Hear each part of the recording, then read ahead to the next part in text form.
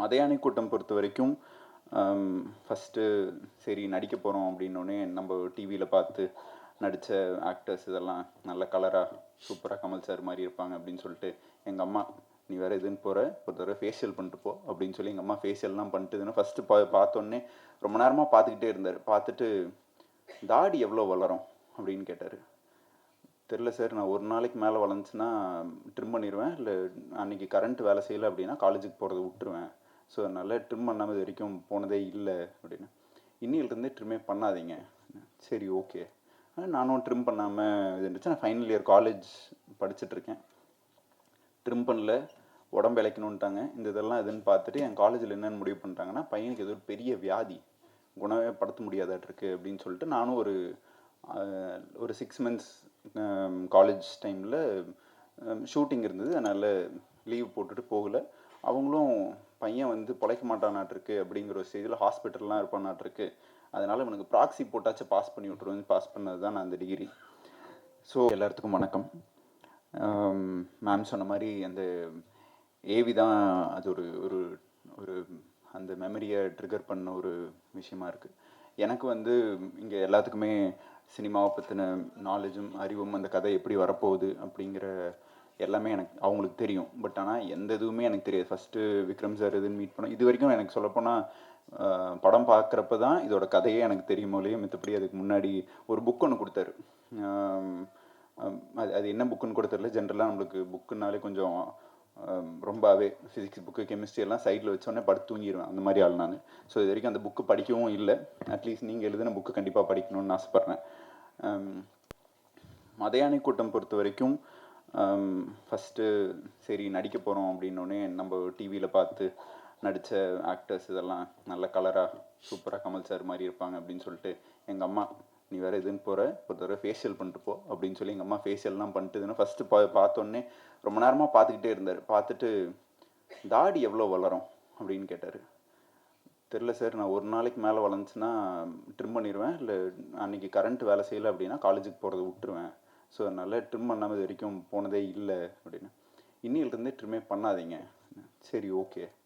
நானும் ட்ரிம் பண்ணாமல் இது இருந்துச்சு. நான் ஃபைனல் இயர் காலேஜ் படிச்சுட்ருக்கேன். ட்ரிம் பண்ணல, உடம்பு இழைக்கணுன்ட்டாங்க. இந்த இதெல்லாம் எதுன்னு பார்த்துட்டு என் காலேஜில் என்னென்னு முடிவு பண்ணிட்டாங்கன்னா, பையனுக்கு ஏதோ ஒரு பெரிய வியாதி, குணமே படுத்த முடியாதாட்டிருக்கு அப்படின்னு சொல்லிட்டு நானும் ஒரு 6 மந்த்ஸ் காலேஜ் டைமில் ஷூட்டிங் இருந்தது. அதனால் லீவ் போட்டுட்டு போகலை.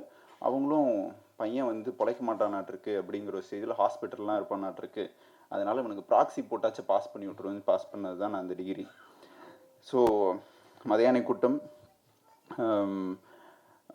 நான் பயங்கரமாக ஆசைப்பட்டு சினிமாவில் இது பண்ணணும் அப்படிங்கிற ஒரு ஆசையில் நான் சினிமாக்குள்ளே ஜெனுவனாகவே வரல. பட் ஆனால் எந்த இடத்துல எங்கே இருந்தோம்னாலும் அதை பண்ணுற விஷயத்தில் 100% உழைப்பு போடணுங்கிற எண்ணமும் ஆர்வமும் எனக்கு இருக்குது. இன்றைக்கி பண்ணுற எல்லா படங்களும் ரொம்ப நேசித்து ரொம்ப ஆரோக்கியமாகவும் இருக்கணும்னு நினச்சி பண்ணுற படம். அண்டு மதையானை கூட்டமோட கல்ச்சர் இல்லை, நான் ஃபஸ்ட்டு தடவை மதுரை போனதும் மதையானை கூட்டமோட ஷூட்டிங்க்கு தான். ஸோ மதையானை கூட்டம் பொறுத்த வரைக்கும் எனக்கு எல்லாமே புதுசு. அதுக்கப்புறம் ஃபஸ்ட்டு ஒரு 7 டேஸ் வந்து மொட்டை மாடியில் தான் ஷூட் பண்ணாங்க. நானும் என்ன மொட்டை மாடியிலேயே 7 நாளாக எடுக்கிறாங்க என்ன. ஃபஸ்ட்டு ஹாஃப் டே, அதாவது அந்த வெயில் முடிகிற வரைக்கும் இதுன்னு எடுப்பாங்க. அதுக்கப்புறம் நான் 7ஆவது நாள் கேட்டேன், ஏன்னா ரொம்ப வெயிலாக இருக்குது, நம்ம இது பண்ணிவிட்டு சாயந்தரத்துக்கு மேலே இல்லைப்பா நீ கொஞ்சம் கலராக இருக்கு அப்படின்னாரு. நான் கேட்டேன், நான் இது வரைக்கும் நீங்கள் கலராக நாளை பார்த்ததே இல்லையா, என்ன போய் கலருன்னு சொல்கிறீங்க அப்படின்னு சொல்லி ஒரு 7 நாள் வெயிலில் ஷூட் பண்ணி அவர் மனசில் இருக்க ஒரு கேரக்டரை எல்லா கேரக்டராகவும் அவர் மனசில் இருக்கிறவங்களா மாற்றி அந்த படத்தை எடுத்தார். அண்ட் அவர் வந்து இந்த ஆக்டரை நம்பி இந்த படம் அப்படின்னு அவர் நினச்சதில்லை. அவர் நம்பின ஒரே ஆள் அவர் மட்டும்தான். அண்ட் மேம் சொன்ன மாதிரி நாங்கள் எப்படி இருந்தாலும் ஒரு மாதத்தில் ஒரு தடவை இதுன்னு பேசுவோம். ஒவ்வொரு தடவையும் ரொம்ப வருத்தப்படுவார். என்னென்னா அவருக்கு அந்த படத்து மேலே அந்த படம் என்னவா வந்திருக்கு, அந்த படத்துக்குள்ளே இருக்க இன்டெப்த்தான விஷயங்கள் அவர் என்னென்ன நினச்சி பண்ணினார் அப்படிங்கிறது அவர் ரொம்ப ஸ்ட்ராங்காகவும் உறுதியாகவும் நம்பினார். அதை எல்லாருமே புரிஞ்சுக்கலையோ அப்படிங்கிற ஒரு வருத்தம் அவருக்கு எப்பவுமே இருந்துச்சு. பட் ஆனால் இன்றைக்கி ஒரு சண்டே, இன்னைக்கு எல்லாருமே வந்து அவர் மறந்ததுக்கப்புறமும் ஒரு புத்தக வெளியீட்டு விழாவுக்கு நீங்கள் வந்து கலந்துக்கிட்டதில் ரொம்ப ரொம்ப சந்தோஷம். ஏன்னா அவர் வந்து இது காசு பணம் இவ்வளோ சம்பாரிச்சு அப்படிங்கிற மாதிரிலாம் இது வரைக்கும் ஒரு நாள் கூட பேசினதே இல்லை. அவருக்கு தெரிஞ்சது சினிமா அண்ட் அதுக்கு பின்னாடி இருக்க உழைப்பு, அவருக்கு உண்டான ஒரு ரெக்கக்னிஷன். அவர் ஒரு படம் பண்ணார், அதை வந்து ஷூட்லேயும் அப்படி தான். எப்பவுமே அந்த படம் அந்த ஷாட், அந்த படம் அந்த ஷாட். நீங்கள் அதை தவிர வேறு நான்லாம் ஒரு ஒரு ஒரு ஒரு டோட்டல் ஒரு நாள் ஃபுல்லாக சாப்பிடாம டீ மட்டுமே குடிச்சிட்டு ஷூட் பண்ணியெல்லாம் பார்த்துருக்கேன். அதுக்கப்புறம் அடுத்த நாள் நம்ம சண்டை போடணும்.